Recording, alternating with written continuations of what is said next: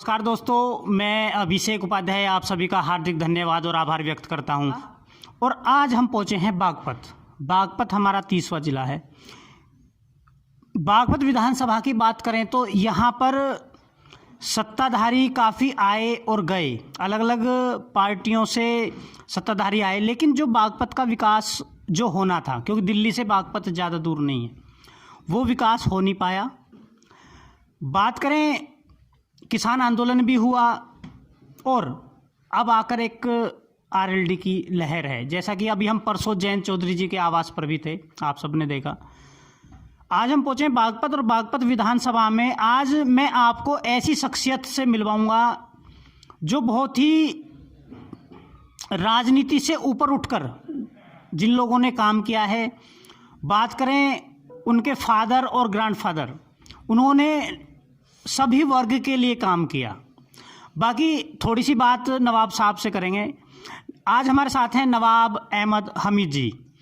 थोड़ा सा उनका परिचय और जो उनके फादर और ग्रैंडफादर रहे, थोड़ा उनके बारे में भी जानेंगे, क्योंकि बहुत ऐसी जनता है जो इस परिवार के बारे में नहीं जानती है। दूर दूर यहाँ के आसपास के लोग तो जानते हैं।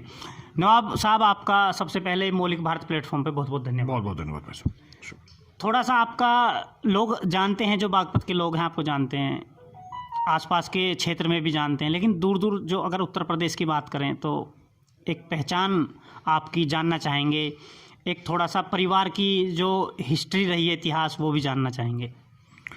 देखिए, अगर हिस्ट्री की बात करूं तो हमारा परिवार आया तो कलानौर से है जी, जो रोहतक डिस्ट्रिक्ट हरियाणा में है जी। आज से लगभग 200 साल पहले 1800 सदी में, मतलब 1857 के जंग से पहले जी ये बागपत आए थे। बागपत जमींदारी थी, उस ज़माने में ज़मींदारी की प्रथा चलती थी, तो ज़मींदार थे। और फिर जैसे जैसे वक्त गुजरा तो उन्हें नवाबियत का टाइटल भी मिला, तो ये हम यहाँ का परिवार में नवाबियत रही और हम नवाब बागपत की हैसियत से रहे। फिर हिंदुस्तान के आज़ाद होने के बाद ज़मींदारी भी चली गई, नवाबियत भी हट गई, लेकिन हम हमेशा यहीं रहे और यहाँ के लोगों में हमारा उठना बैठना रहा, यहीं पे राजनीति करी। और मैं तो उल्टा ये कहूँगा, ये परिवार ही रहा। खाली बागपत ज़िले की बात नहीं करूँगा, आसपास के ज़िलों में भी इस परिवार का लोगों से जो संबंध है वो एक परिवार जैसे और भाई बहन जैसे। नवाब साहब, जहाँ हम बैठे हैं ये एक पुरानी कोठी है और एक पुरानी हवेली भी कह सकते हैं। इसका थोड़ा इतिहास जानना चाहेंगे कि लगभग कब बनी, कितने साल हो गए इस बिल्डिंग को बने हुए? इसे 200 साल से ऊपर हो चुके। लगभग ये 1820 के आसपास बनी होगी जी जी। और तब से पूरा परिवार यहीं रह रहा है। और इस हवेली ने बहुत लोगों का आना जाना देखा है। यहाँ पे महात्मा गांधी जी भी आ चुके हैं, रविन्द्रनाथ टैगोर भी आए हैं, यहाँ पे जिन्ना साहब भी आए थे आज़ादी से पहले, और उससे पहले आपके जवाहरलाल नेहरू आए हैं। आज़ादी के बाद इंदिरा जी आई हैं, राजीव गांधी जी आए हैं, चौधरी चरण सिंह जी आए हैं, मोरारजी देसाई आए हैं। तो राजनीति से इस परिवार का पुराना संबंध रहा है और हिंदुस्तान की आज़ादी में इस परिवार का भी पूरा योगदान रहा है, जैसे हर परिवार का रहा हो। नवाब साहब, बात करेंगे अब बागपत की। बागपत में हम दावेदारी की बात करेंगे। जैसा कि आपको पता है कि अलग अलग पार्टी के कार्यकर्ता अपनी अपनी दावेदारी कर रहे हैं, तो आप किस पार्टी से दावेदारी कर रहे हैं और किस पार्टी से चुनाव लड़ने का मन बनाया है? देखिए, दावेदारी भी मेरी जो राष्ट्रीय लोकदल और समाजवादी का जो गठबंधन है उससे है, और अभी तक मुझे ये आश्वासन दिया गया है कि उम्मीदवार भी मैं ही रहूँगा इस गठबंधन का। जी। और बस अपनी विचारधारा के लिए, अखिलेश जी की विचारधारा और जयंत जी की जो विचारधारा है उसको अपनी विचारधारा से जोड़ते हुए मैं ये एक संघर्ष के लिए तैयार हूँ। नवाब जी, आपके संज्ञान में भी है किसान आंदोलन हुआ अभी, करीब 780 के करीब किसान शहीद हो गए, और हमने स्वयं, मैंने खुद और हमारी टीम ने 380 दिन किसान आंदोलन को कवर किया। लास्ट दिन जिस दिन हवन था, टिकैत जी हवन करके निकले, वो भी दिन हमने कवर किया। हमने वहाँ बहुत ही एक भयानक, आप कह सकते हो भयानक स्थिति देखी किसानों के साथ। कुछ किसान आत्महत्या कर गए, वहीं गाजीपुर बॉर्डर की बात करें। ये सरकार ये कहती है कि हमारे पास किसान शहीद हुए, वो आंकड़े नहीं हैं, जबकि सोशल मीडिया की बात करें उन्होंने पूरे आंकड़े दिखाए, क्योंकि जो बड़ा टीवी मीडिया है, गोदी मीडिया, उसने तो उस तरफ से मुंह फेर लिया था। उन्होंने वो चीज़ें नहीं दिखाई जो किसान का दर्द था। आपके विचार जानना चाहेंगे कि वाकई में ही क्या सरकार के पास जो किसान शहीद हुए उनके आंकड़े नहीं हैं? सरकार के पास आंकड़े बिल्कुल हैं, और अगर आंकड़े लेना कोई बड़ा काम नहीं है, अगर सरकार चाहे तो वो पूरे हिंदुस्तान का आंकड़े ले सकती है। वो एक छोटे से आंदोलन की क्या बात रही, वो वहां पर देखना ही नहीं चाहती, क्योंकि उनको मालूम है कि जो 700 लोग शहीद हुए हैं वो इनकी गलती की वजह से हुए हैं। इन्होंने जो एक प्रण ले लिया था कि नहीं हम ये कानून जबरदस्ती आपके मुंह पे ठोपेंगे, तो ये प्रण इनका गलत था। इनका पूरा सिस्टम, पूरी सोसाइटी, पूरी पॉलिसी गलत थी। लेकिन जब वो उल्टा पड़ गया तो ऑब्वियसली वो झूठ बोलेंगे, जी हमें नहीं पता कितने लोग आए थे, वो कहेंगे हमें तो ये भी नहीं पता आंदोलन हुआ था। ये तो मुंह फेरने वाली बात है, और इसमें ये माहिर है। बात करें नवाब साहब, क्या किसान आंदोलन जो हुआ इसका कहीं ना कहीं बीजेपी को नुकसान होने वाला है? और बात करें गठबंधन को, तो गठबंधन को फायदा होने वाला है? देखिए, अगर आप इसे राजनीतिक करेंगे तो इसमें किसी को फायदा भी होगा, किसी को नुकसान भी होगा, लेकिन मैं एक हिंदुस्तानी की हैसियत से कह रहा हूँ और एक किसान की हैसियत से कह रहा हूँ कि यहाँ पर नुकसान सरकार को हुआ या नहीं हुआ, लेकिन अगर ये कानून आ जाता तो किसानों को नुकसान जरूर हो जाता। अब उसको वापस क्यों लिया गया? वापस उन्होंने इसलिए नहीं लिया क्योंकि उनको किसानों की प्रॉब्लम समझ में आ गई, उन्हें तो इसलिए वापस लिया क्योंकि उत्तर प्रदेश के इलेक्शन आ गए। अगर उन्हें वापस लेना पड़ता या ये समझ में आ जाता ये कानून गलत है तो बहुत पहले ले लेते, क्योंकि अब किसान तो पिछले 1 साल से कह रहा है ना कि हमें इससे नुकसान होगा, ये कानून हमारे लिए खिलाफ है, हमारे फायदे की नहीं है। लेकिन सरकार को तो इंतजार करना था कि जितना ये प्रेशर किसानों पे डाल सकें डाल दें। अब कोई घर से बाहर 300 दिन रहेगा, साल भर से ऊपर रहेगा, उसके परिवार को कौन पाल रहा होगा? किसानों की पास इतनी आमदनी तो है नहीं कि वो खेती भी ना कर सके और प्लस आंदोलन पे भी बैठ सके, लेकिन वो बैठे तो कहीं ना कहीं उसका परिणाम उनको उनके परिवार को झेलना पड़ा होगा। वहां पे खाने की जरूरत है, इस चीज को कौन पूरी कर रहा होगा? लेकिन बात करें अब जो बीजेपी के लोग हैं या बीजेपी, वो ये कहती है कि किसान की जो समस्याएं थी वो हमने सोल्व कर दी और अब किसान हमारे साथ है। सॉल्व क्या करा आपने? आप जब सरकार बनाने आए थे आपने सबसे पहले कहा था कि किसान की आयु और उसकी कमाई उसकी दुगनी हो जाएगी। कहाँ से हुई दुगनी? आपने ये आंदोलन खड़ा करवाया क्योंकि आपकी गलती इसके वजह से ही हमें आंदोलन में बैठना पड़ा। उससे तो जो हमारे आमदनी थी वो भी आधी हो गई, आधी से भी कम हो गई होगी। तो फायदा कैसे हुआ? आपने तो बस ये कहा, तो ऐसा हुआ जैसे कोई डॉक्टर के पास आप जाओ और आपको उससे मेरे पेट में दर्द है, वो आपको 1 साल तक तो सर की दर्द की दवा देता रहे और फिर बाद में कहे अरे मैंने तुम्हें दवा देनी बंद कर दी, अब तुम्हारा पेट का दर्द सही हो गया। ऐसा थोड़ी होता है। तुमने तो कभी उसका इलाज ही नहीं करा जिस इलाज करने के लिए तुम सरकार में आए थे। तुमने हमारी कोई भी कमाई दुगनी नहीं करी, हमारी बिजली के बिल बढ़ा दिए, हमारे पानी के बिल बढ़ा दिए, हम पर जितना तुम दबाव डाल सकते थे सारे दबाव डाले आपने। और फिर आप कहते हो कि आप हमारे साथ, किसान कैसे हो सकता है उसके साथ? किसान उसी पार्टी के साथ रहेगा जो किसान के हित में सोचती हो, और वो इस वक्त उत्तर प्रदेश के अंदर तो राष्ट्रीय लोकदल है और उसके साथ समाजवादी पार्टी है और कोई नहीं। बात करें नवाब साहब, आपके भी संज्ञान में होगा, महंगाई एक मुद्दा है। महंगाई पर आपके विचार जानना चाहेंगे, क्योंकि बीजेपी ये सरकार ये कहती है कि महंगाई तो पिछली सरकारों में भी हुई। आपके विचार जानना चाहेंगे। देखिए, हर सरकार में एक बात आती है कि महंगाई हो रही है। महंगाई, हाँ सच बात है, महंगाई तो बढ़ ही रही है। दुनिया में हर जगह महंगाई बढ़ी है, इन्फ्लेशन हर जगह बढ़ रहा है। लेकिन आप सरकार जब बनाते हो तो आप कहते हो कि मैं इस महंगाई को जो इस वक्त कांग्रेस की सरकार में है उसको कम कर दूंगा। जो अखिलेश की सरकार में कमियां थी आप उसकी कमी को हटाने आए थे ना, या कांग्रेस की सरकार में जो कमियां थी उसको हटाने आए थे। आपने हटाने की जगह वही परेशानियां हमें दुगनी कर दी हों, तो फिर आपने कौन सा वादा पूरा करा? अगर हमारा सिलेंडर 400 रुपए का था तो 400 में रहने देते। हम रो रहे थे या परेशान थे, पर 1000 में तो वो और मर गए ना, तो दुगना हो गया ना। अगर तेल 60 रुपए लीटर था पेट्रोल, तो 60 पे हमें परेशानी थी, आपने तो 100 ऊपर ले गए। ऐसी कौन सी चीज है जिसको आपने आधी करी, या आपने हमारे ऊपर से थोड़ा सा बोझ हटाया? जो चीज आप नहीं कर सकते तो उसके दावा क्यों किया था आपने? और आपके दावे करने के चक्कर में आपने हिंदुस्तान को बेच दिया। कौन सी चीज है जो ये नहीं बेचना चाहते? नवाब साहब, आपसे जानना चाहूँगा, तेल करीब 90 रुपये लीटर था, आज लगभग 190 है, तो आप कह सकते हो लगभग 100% महंगाई हो गई। तो ऐसे कौन लोग हैं और किन लोगों को ये सरकार फायदा पहुंचाना चाहती है? चलिए, बिल्कुल फायदा उद्योगपतियों को पहुंचाना चाह रही है, क्योंकि आप पहले ये जो कानून को अगर गौर से हम देखें, आप बाजार से खुला तेल ले सकते थे, गरीब आदमी खुला तेल ले लिया करता था, आटा खुला ले लिया करता था, नमक खुला ले लिया करते थे। अब आपने ये कानून के तहत आपने कॉन्ट्रैक्ट फार्मिंग की बात करी, तो सारी की सारी पहुंच जाती उद्योगपतियों के पास। फिर उद्योगपति जो खुला तेल है उसको भी पैकेट बना के बेचता।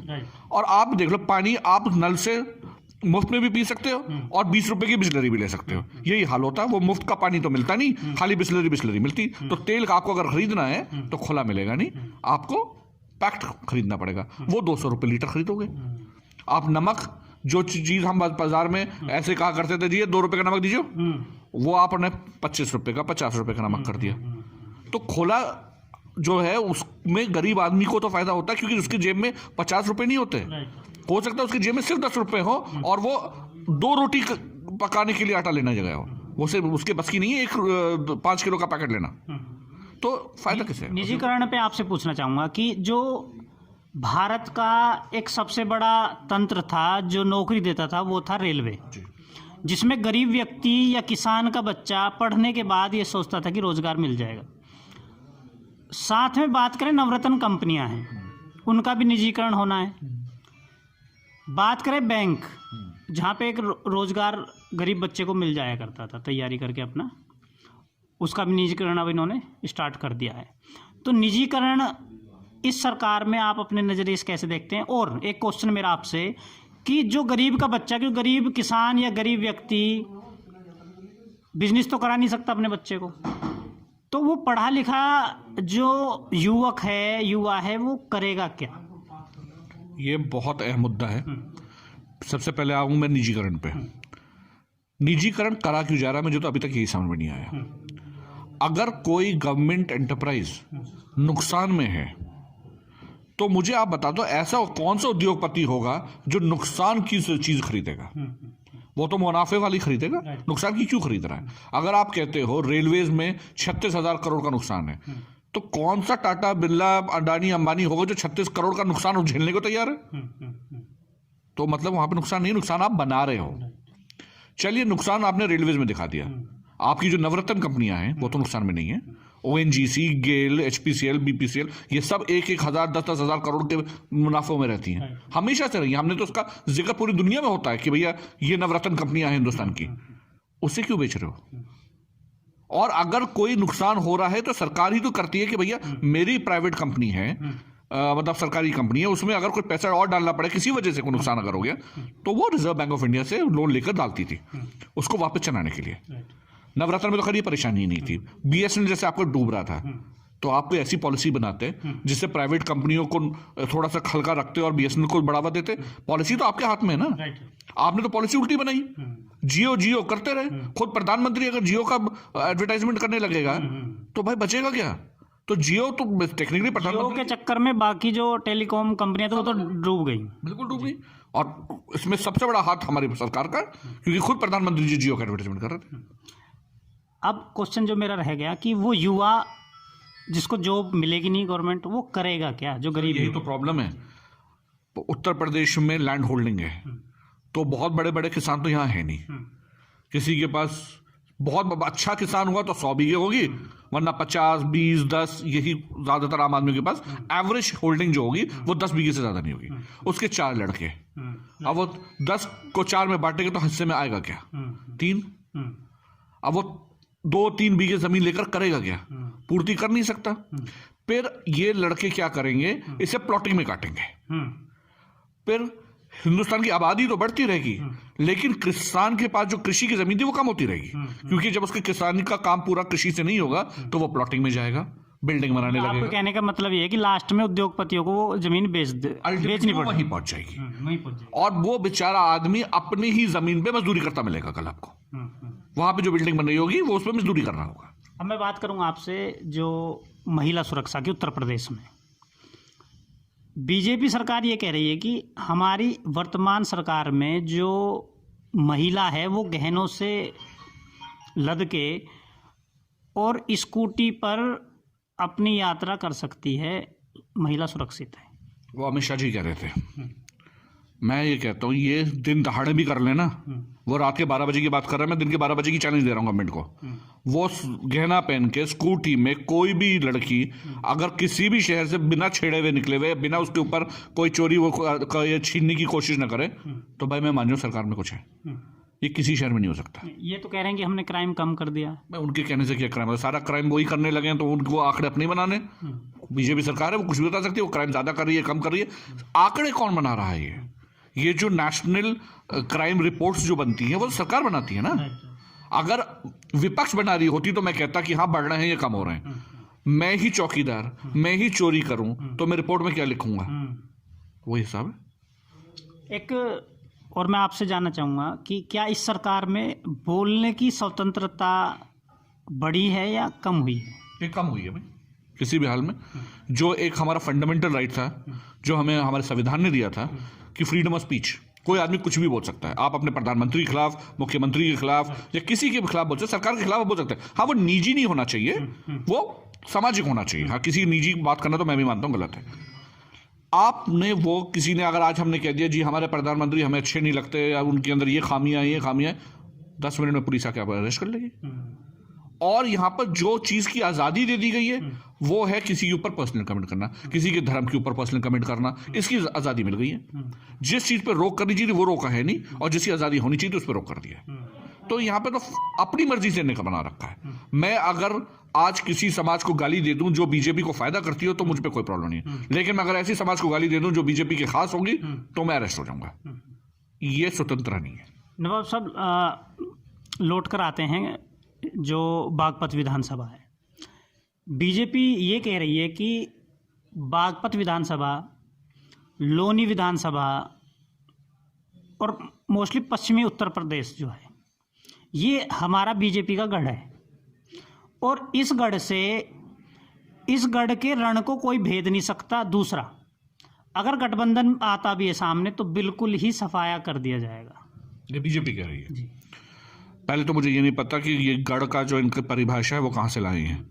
ये हमेशा से लोनी को पकड़ लो, आप वेस्टर्न यूपी को पकड़ लो, ये लोकदल का गढ़ होता था चौधरी चरण सिंह जी के ज़माने से, फिर अजीत सिंह जी के ज़माने, और अभी अगर आप 2014 या 2017 के 2 इलेक्शनों से अपना परिणाम पे अपने आप को गढ़ कहना चाहते हो तो कहीं परेशानी है। आप 75 साल की आज़ादी में आपने 10 साल इसको संभाल लिया, तो 65 साल तो हमने संभाला। और 10 साल में भी क्योंकि आंधी आपकी आई, आपकी झूठे वादों की वजह से पब्लिक आपकी तरफ आ गई, इस इलेक्शन में पता चल जाएगा गढ़ किसका है। इनका दावा है ना इसमें कोई कुछ हिला नहीं पाएगा, ये हिलेंगे भी और गिरेंगे भी, ये सारे काम होंगे। एक आपसे एक और जानना चाहूँगा मैं कि एक बीजेपी के बहुत बड़े नेता हैं, मंत्री हैं, उन्होंने एक बयान दिया कि अयोध्या में निर्माण जारी है और मथुरा की बारी है। एक तो ये बयान आया। दूसरा,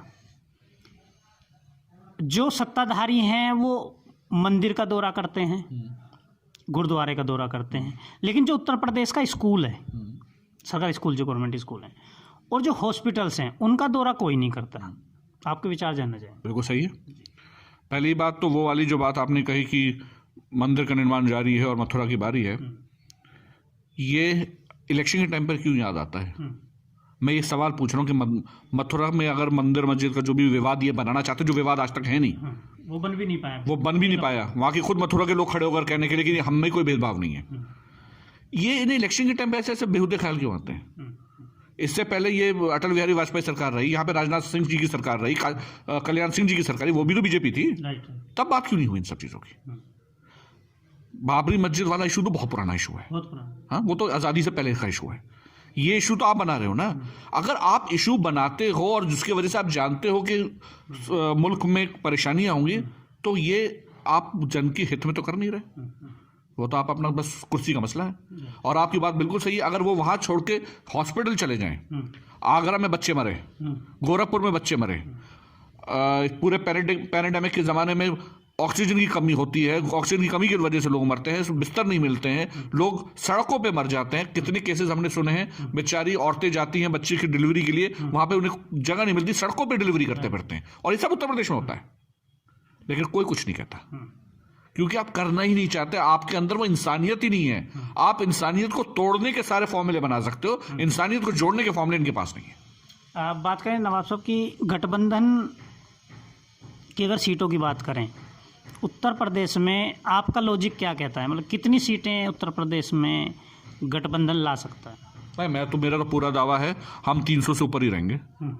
300 से ऊपर की सरकार रहेगी हमारी, और मुख्यमंत्री जी अखिलेश यादव जी होंगे, इसमें कोई सोच नहीं। क्योंकि जिस तरीके से हम देख रहे हैं, उप मुख्यमंत्री की बात करें तो क्या जयंत जी, ऐसा लगता है आपको कि जयंत जी की दावेदारी रहेगी?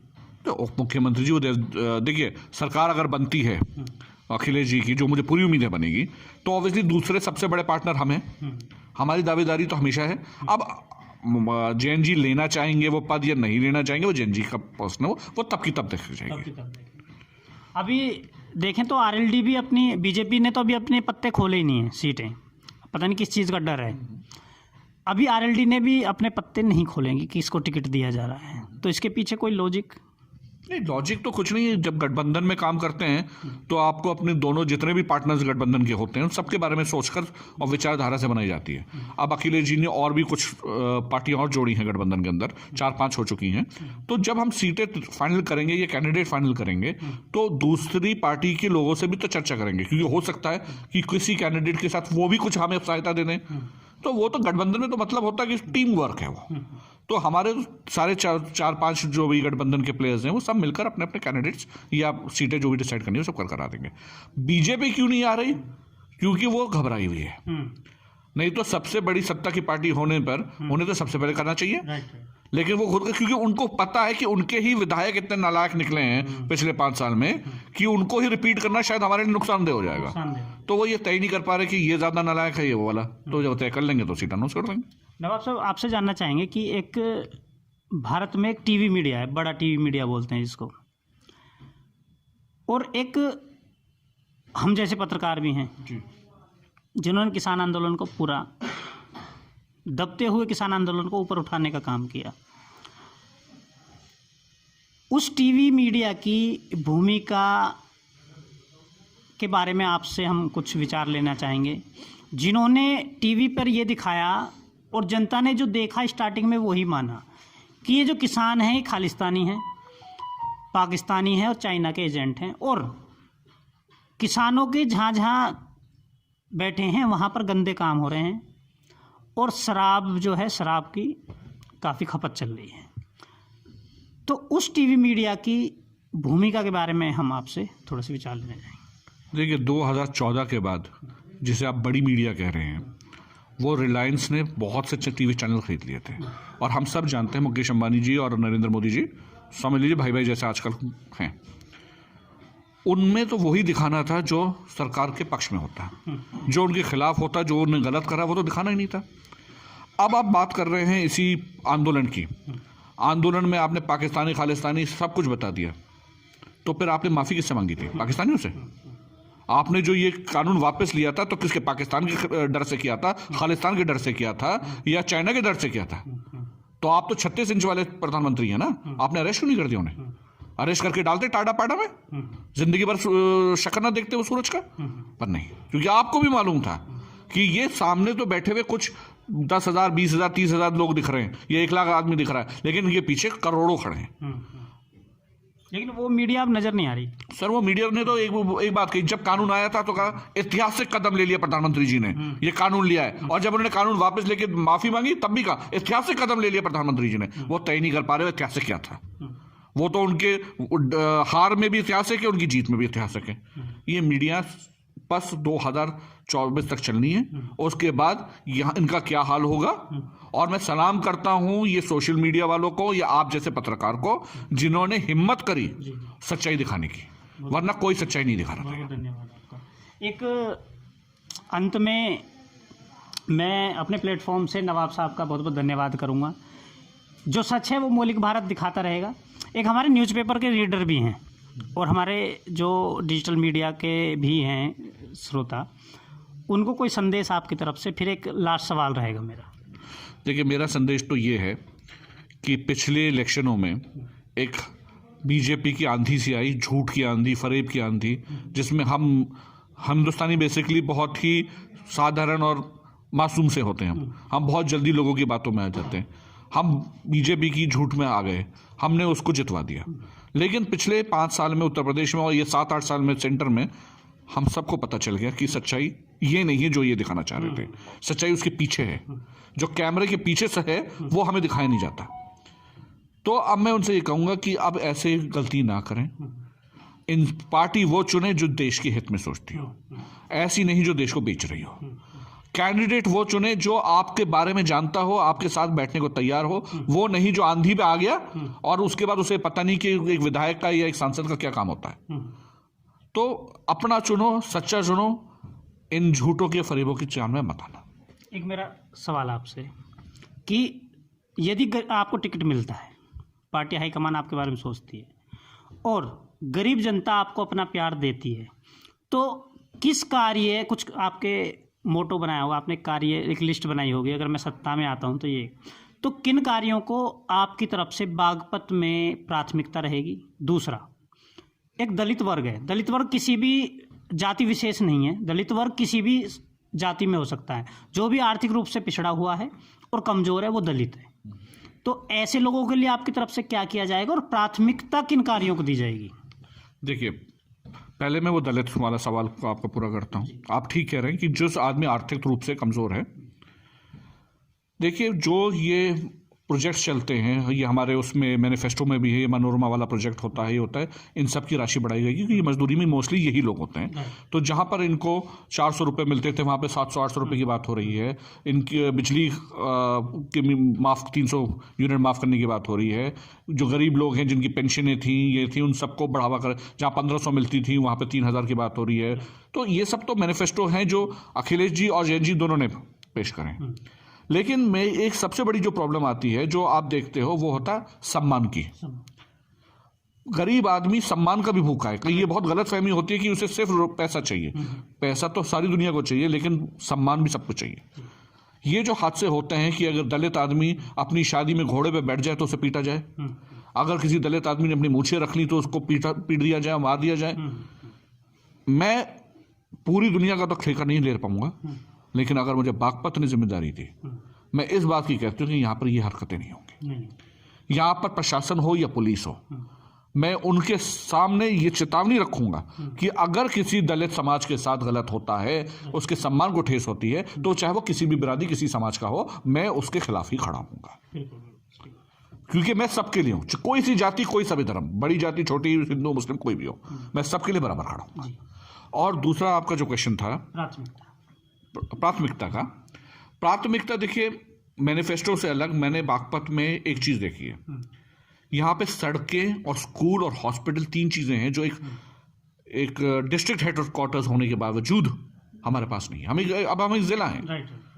कहने के लिए तो हम कह सकते थे कि पहले हम कस्बा था, लेकिन हाँ, अब हम 20 साल से एक ज़िला है। कस्बे की जो ज़रूरत थी इससे पहले विधायकों ने पूरी कर ली, लेकिन जब से हम ज़िले बने हैं तो हमारी बहुत सी चीज़ें अभी नहीं है। सड़कें ठीक होनी चाहिए, क्योंकि हमारे यहाँ पे बच्चे जैसे जैसे पढ़ रहे हैं, हमारे पास एजुकेशन में स्कूल आ चुके हैं, तो बच्चे पढ़ के जब बाहर जाते हैं, दिल्ली में काम करने, नौकरी करने, गाजियाबाद जाते हैं, मेरठ जाते हैं, इतने मौतों में मैं गया हूँ। क्यों? क्योंकि वो बच्चा मोटरसाइकिल से जा रहा था, खड्डे थे, हादसा हो गया, वो वहां गुजर गया। हमारा हक है कि हम सड़कों पे चले, क्योंकि हम उसका टैक्स देते हैं। आपने बड़े बड़े टोल प्लाजा तो लगा दिए, लेकिन आपने सड़कें नहीं बनवाई। ये मुद्दा है। स्कूल कॉलेजेस में यहाँ पे बेंचेस नहीं है, स्कूल खुल गए हैं, और आप एक गरीब आदमी से कहते हो जिसके पास 10 रुपए भी नहीं होते खाने के लिए, उससे कहते हो ऑनलाइन क्लासेस करेंगे। ऑनलाइन क्लासेस कैसे करेंगे? तुम पहले मोबाइल खरीदो तो अपने घर से करो। नहीं, ऑनलाइन क्लासेस भी स्कूल में हो सकती है।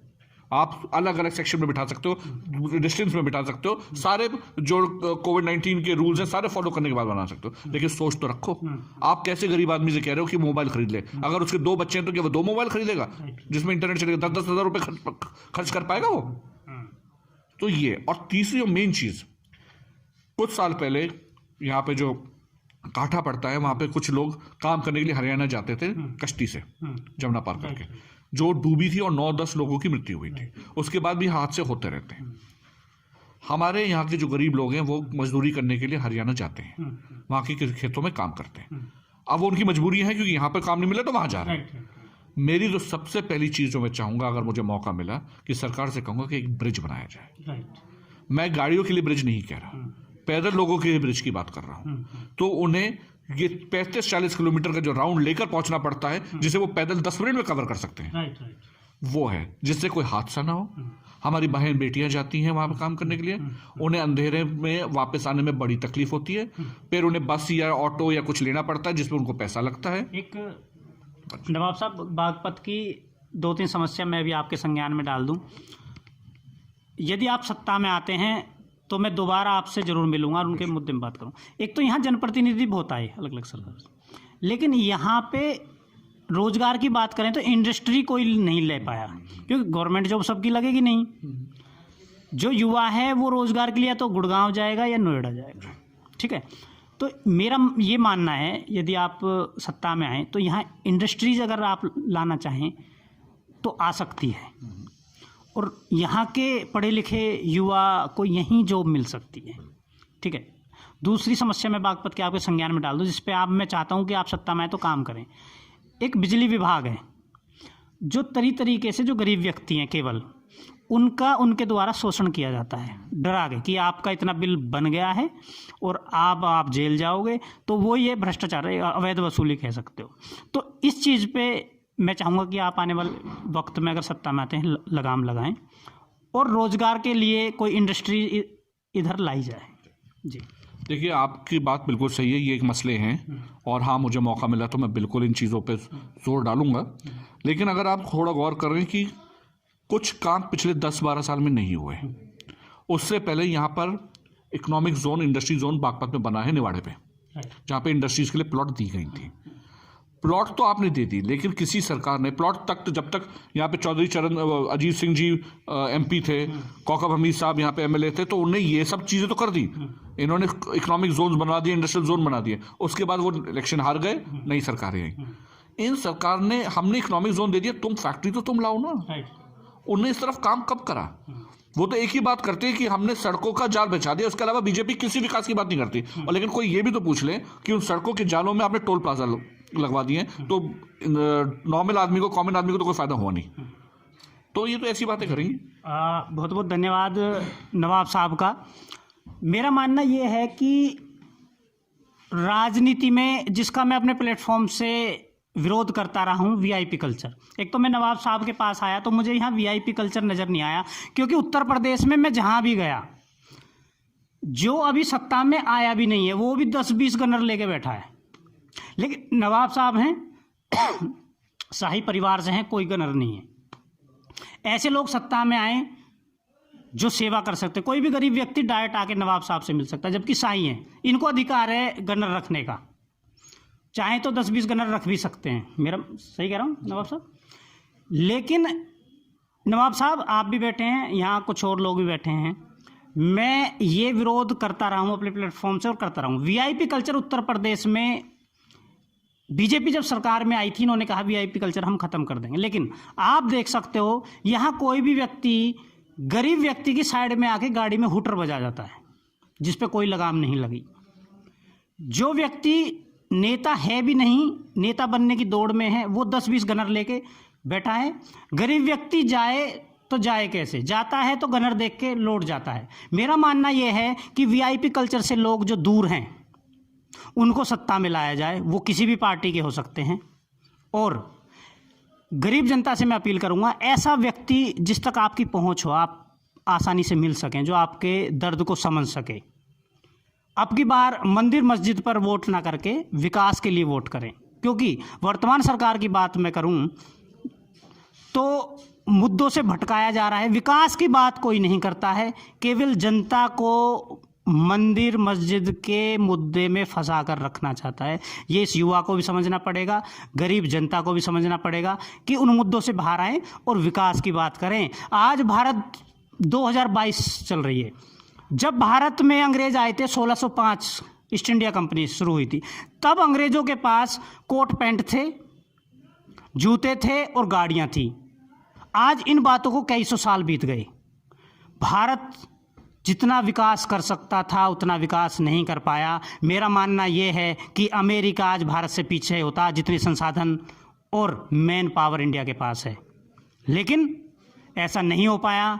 क्यों नहीं हो पाया ये आपको समझना पड़ेगा, और वोट जहां करनी है वहां वोट कर कर चोट करें।